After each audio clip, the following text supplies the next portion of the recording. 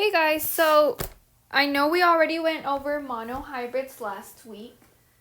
And remember, monohybrids was just one characteristic that we were looking at.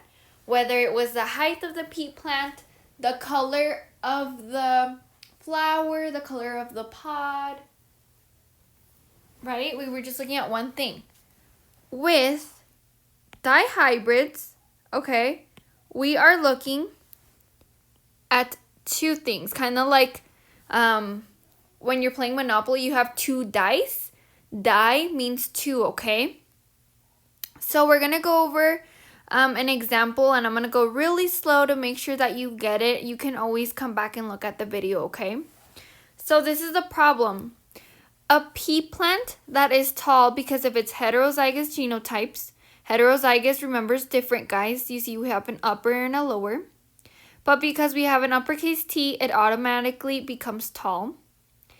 And then the pea pods are green because of its homologous recessive genes, two little y's, okay?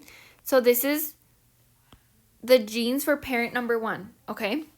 It is crossed with a tall homozygous plant, and it has its dominant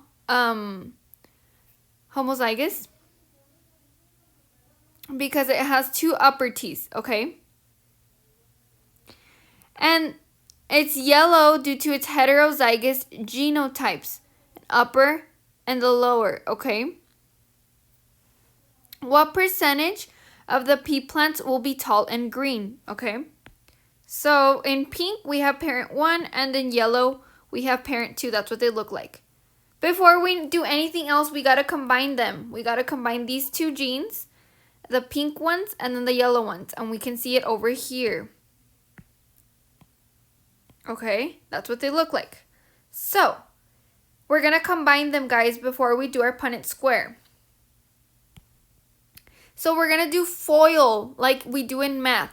It's first, outer, inner, and then last, okay? So, again, I'm going to go really slow. So, this is our parent number 1, parent number 2, okay?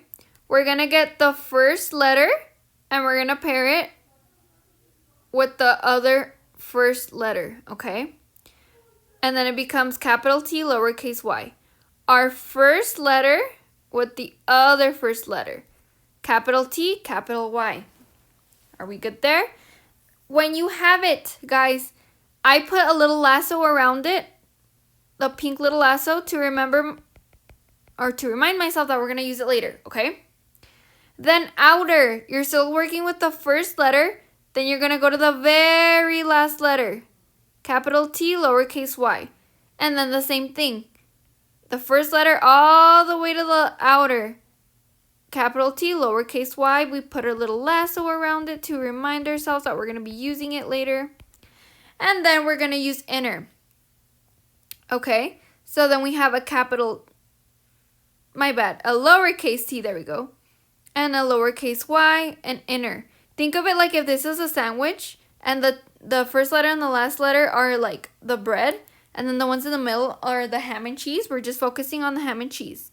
So little t, little y, and then over here, just the ones in the middle, big T, little y. And then last, we focus on the one with in the middle, and we go all the way to the end. We have little t, little y, and then same thing, big T, little y, we lasso it all together. So, if you ever feel confused, come back and watch this video. Or, I'm going to upload this worksheet as well onto your files, to the class files, okay guys? But it's first, oops, I'm working with the eraser. First, right, we worked with first. Outer, we go to the outer one. Then we go to the inner ones, and then we work with the last ones. Okay, guys? Step by step. It's going to be the same thing every single time, no matter what letters we're working with. We're still going to go in the same order. So then, you should have 8. This is 1, 2, 3, 4, 5, 6, 7, and 8. Okay? So then what you're going to do is you're going to fill in these boxes. When we were doing the monohybrids, everyone, what we would do is Remember, it was only one letter at the top, right? Whether it was R or little r, and then we would wrangle them all together. That's not the case here, guys. We're going to have the 2 letters here. So 4 of them are going to go up here, 4 of the pairs, and then the other 4 over here. Well, if you're like, Miss, where did you get those letters from? I got them from over here, guys. Oops, let me see. I'm using the eraser. This is what we're going to be working with, okay? The letters we already wrote down. So we have upper T, lower Y, and then 2 uppers. So we're going to move them over here. And then we said we had 2 uppers, and then an upper and a lower.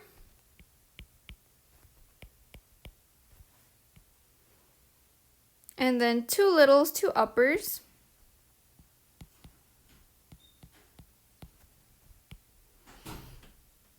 And then 2 littles, and 1 upper and 1 lower. Okay? So now what we're going to do, it's the exact same thing that we've been doing before, guys. Okay? Don't get confused on me. We're going to wrangle them in. Remember, they're cattle. They got to be wrangled in. So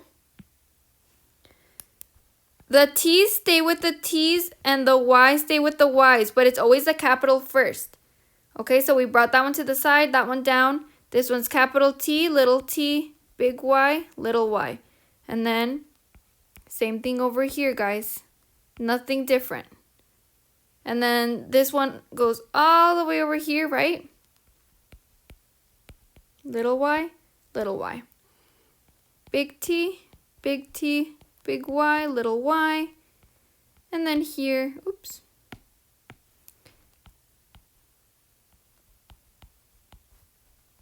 And same thing, you're just going to keep doing that, wrangling them in.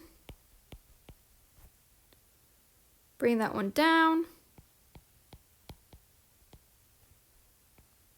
That one down, this one to the side.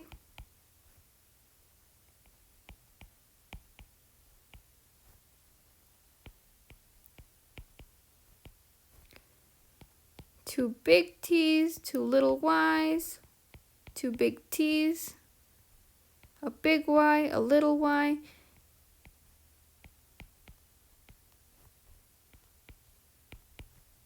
and 2 little y's. Okay, so do you see all we did was wrangle them in, right? Pull them together. We got all of them, all the letter pairs. We put each one on top of each box. Remember, a pair goes on top of each box because now we're looking at the dihybrid. Then you're going to bring them all together into the corral. We already did that. Then we're going to count the genotypes and divide by 16. You know how we've been counting by 4s, guys, or dividing by 4s? Now it's by 16. Why? Because we have 16 different options. So let's go back to the problem. What is it asking us? It's asking what percentage of the pea plants will be tall and green. Okay, guys? So in order for them to be tall, they have to have at least 1 capital T in there. Okay? And in order to be green, because that's a recessive trait, we need 2 little y's. Okay? So let's go back here and count. How many of these have at least 1 big T? If you pay close attention, all of them have a big T, so that means they're all going to be tall. But the problem is asking, because it's dihybrid, we're looking at 2 characteristics. Which ones are tall and green? Remember, if they're green, they gotta have 2 little y's in there, so we're gonna count. Ready? This one has a big T and then 2 little y's. That's 1 squared. Oops, this one has a big Y, that means it's gonna be yellow, not green. 2 little y's, 2 little y's. Oops. Big Y, we skipped that. Big Y, big Y. And then, oops, what happened here? Big Y, we skip it. 2 little y's, 2 little y's. Okay, so then we're going to count, guys. How many of these boxes have little y's? So let's count.